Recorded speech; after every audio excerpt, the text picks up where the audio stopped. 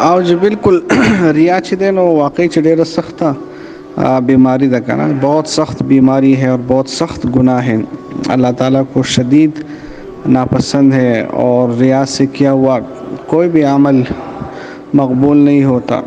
ایک حدیث میں آتا ہے کہ جس نے ریا سے نماز پڑھی اس نے شرک کیا، جس نے ریا سے روزہ رکھا اس نے شرک کیا، جس نے ریا سے جو بھی عبادت کی وہ مشرک بن گیا۔ یقیناً ډېر سخت بیماری ده تو ہر وقت اس سے بچنا چاہیے، اپنے نفس کی نگرانی کرنی چاہیے کہ کبھی ریا نہ ہو۔ خو د دې په دغه کې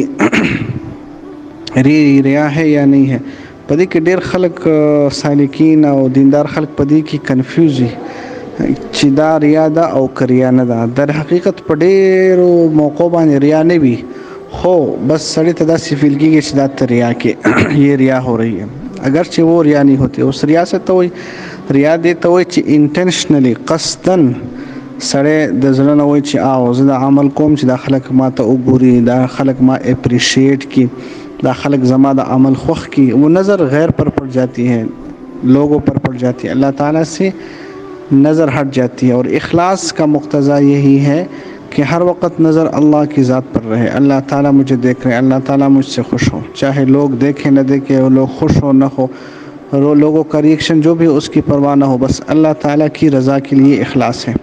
اور جب جس میں لوگوں کی خوشنودی ہو، لوگ امپریس ہو، لوگ مجھے اچھا کہیں، لوگ واہ واہ کہیں، لوگوں کو متاثر کرنے کے لیے کوئی بھی کام ہو تو وہ پھر ریا ہے۔ لیکن یہ ریا تب ہے جب انٹینشنلی ہو، قصداً دل سے یہی عمل کرنے کی نیت ہی یہی ہو۔ حضرت تھانوی رحمۃ اللہ علیہ فرماتے ہیں کہ ایک حقیقت ریا ہے، ایک صورت ریا ہے۔ حقیقت ریا یہی ہے جو میں نے آپ کو بتا دی کہ انٹینشنلی بندہ دل سے چاہے کہ یہ اب لوگ مجھے چاہے، لوگ واہ واہ کرے، لوگ اپریشیشن مجھے دے۔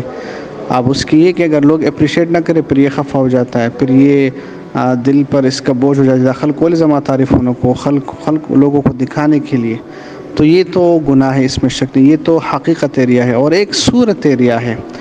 اب صورت ریا یہ ہے مثلاً آپ مسجد میں نماز پڑھنے لگے یا کوئی اور نیک عمل کرنے لگے یا ذکر کرنے لگے، اس پر زړه کې تا ته داسې راځي چې یار دا خو مړه ته ریا کې نه، یہ اخلاص نہیں ہے، یہ آپ کو یہ عمل تنہائی میں کرنا چاہیے تھا، یہ ریا ہے۔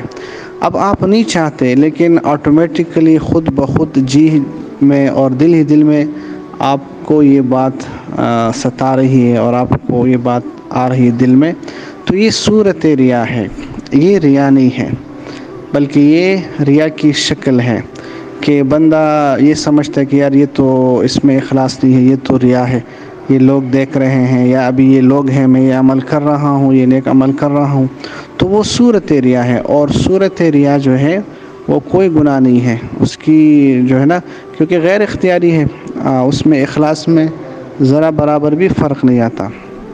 اور پھر بزرگ فرماتے ہیں، اللہ والا فرماتے ہیں، اگر کوئی شخص ریاکاری سے بھی کوئی عمل کرتا رہے، نیک عمل کرتا رہے، تو اس ڈر سے کہ اس میں ریا کا خوف ہے یا ریا کا وسوسہ ہے، تو اس عمل کو نہ چھوڑے، بلکہ برابر برابر برابر کرتا رہے، پھر انشاءاللہ جب وہ بار بار کرے گا، اس کی عادت پڑ جائے گی، تو پھر وہ ریا کی طرف پھر ذہن نہیں جاتا۔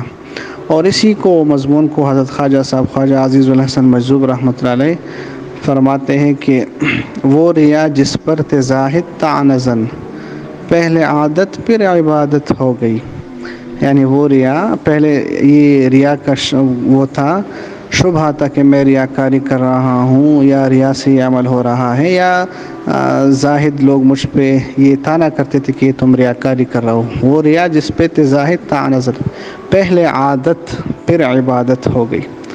تو وہ ایک عمل جو میں کر رہا تھا جس میں یہ شک و شبہ تھا یا شکوک و شبہات تھے کہ یہ ریاکاری ہے، مجھے لوگ کہہ رہے تھے، تو پھر میں نے جب سٹارٹ کیا، پھر آہستہ آہستہ کرتے پھر وہ عادت بن گئی، وہ عبادت یا وہ ایک کام ایک عادت ہو گئی، پہلے عادت پھر عبادت ہو گئی۔ اور عادت بننے کے بعد پھر میری توجہ اس طرف نہیں جاتی تھی کہ اب لوگ دیکھ رہے ہیں، یعنی بس وہ عادت ہو گئی، تو اب اس میں اخلاص آ گیا، یعنی اب یہ عند اللہ قبول ہو گئی۔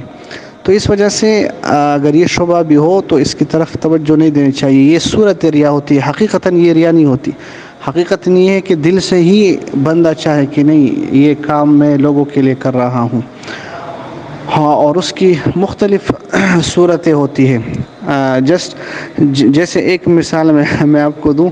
آپ نے دیکھا ہوگا مثال کے طور پر، اب دیکھیں یہ جو تعزیت ہے ایک سنت عمل ہے، ٹھیک ہے نا. مثلا ایک معاشرے کا ایک مثال میں آپ کو دے رہا ہوں.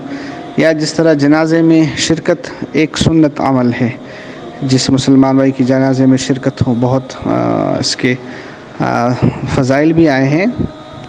جس طرح ایک حدیث میں آتا ہے کہ جو اپنے مسلمان بھائی کی جنازے میں شرکت کرتا ہے تو 1 قیرات کا ثواب ملتا ہے، اور اگر تدفین تک شرکت کرے تو 2 قیرات کا ثواب ملتا ہے، اور 1 قیرات احد کے پہاڑ کے برابر جیسا. تو بہت سے فضائل ہے، سنت عمل ہے. اب دیکھو اخلاص یہ ہے کہ مثلا جنازے میں تو پھر بھیڑ ہوتی ہے، رش ہوتا ہے. اب بندہ جو اخلاص سے جنازے میں شرکت کرے یا تعزیت میں، تو بس وہ جنازے میں جا کے شرکت کرے، اس کا عمل ہو گیا. اب آپ نے دیکھا ہوگا کہ خواہ جب لوگ آتے ہیں پھر جنازے میں شرکت کرتے، پھر وہ وارثین کے پیچھے پھرتے رہتے ہیں تاکہ ان کو اپنا آپ دکھائے کہ دیکھو ہماری حاضری ہو گئی آپ کی جنازے میں. وہ پھرتے رہتے اور قصداً انٹینشنلی مل کر سلام کرتے ہیں اور وہ تعزیت کرتے ہیں.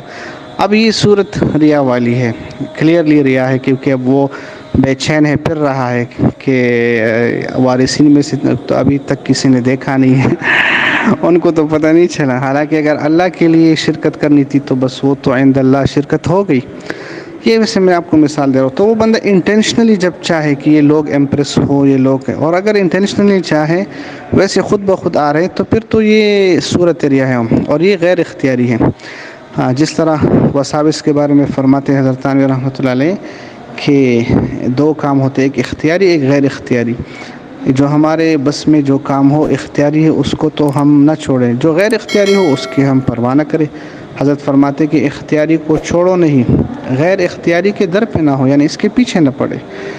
تو غیر اختیاری سے کوئی نقصان نہیں ہوتا. اختیاری امور ہمارے جو ہاتھ میں ہے اس پہ پکڑ ہوتی ہے. اگر اس پہ اجر دیا جاتا ہے، اگر نیک اعمال ہے تو اجر دیا جاتا ہے، اگر گناہ کے اعمال ہے تو اس پہ پکڑ ہوتی ہے، خطرہ ہوتا ہے. غیر اختیاری پر نہ وہ اس پہ کوئی اجر ملتا ہے اور نہ اس پہ کوئی پکڑ ہوتی ہے. اس طرح جو گناہ ہوتے ہیں اس کے وساوس آتے ہیں تو یہ بھی غیر اختیاری ہوتے ہیں. خود بخود آپ نماز پڑھ رہے ہیں، نفل پڑھ رہے ہیں، کوئی اور عبادت کر رہے ہیں، اب آپ نہیں چاہتے، نہ چاہتے ہوئے گناہ کے وسوسے آئیں اور سخت سے سخت وسوسے آئیں تو اس کا کوئی نقصان نہیں ہے، کوئی حرج نہیں ہے. اگرچہ بندہ سوچتا ہے کہ، اور وہ اس وقت یہ فیل کرتا ہے کہ یہ شاید میں اپنے دل سے سوچ رہا ہوں، یہ میرے دل کے اندر باتیں ہیں، حالانکہ وہ دل کے اندر نہیں ہوتی، وہ غیر اختیاری ہوتی ہے اور وسوسہ ہوتا ہے. اختیاری یہ ہے کہ بندہ قصداً عمداً سوچ کر گناہ سے لذت لے، اور اختیاری طور پر سوچے پھر وہ گناہ ہے. تو اسی طرح یہ صورت ریا ہے، اس کے کوئی گناہ نہیں ہے، اس کی وجہ سے کوئی عمل چھوڑنا نہیں چاہیے. اور جب مسلسل ایک عمل کرتا رہے پھر اللہ تعالیٰ پھر اس کی بھی پرواہ نہیں ہوتی کہ یہ لوگ دیکھ رہے یا نہیں ہوتے، پھر وہ عادت بن جاتی ہے، پھر عادت سے پھر اخلاص اور بھی آ جاتا ہے، پھر وہ عبادت بن جاتی ہے. تو اس لیے کسی عمل کو بھی ریا کی وجہ سے چھوڑنا نہیں چاہیے.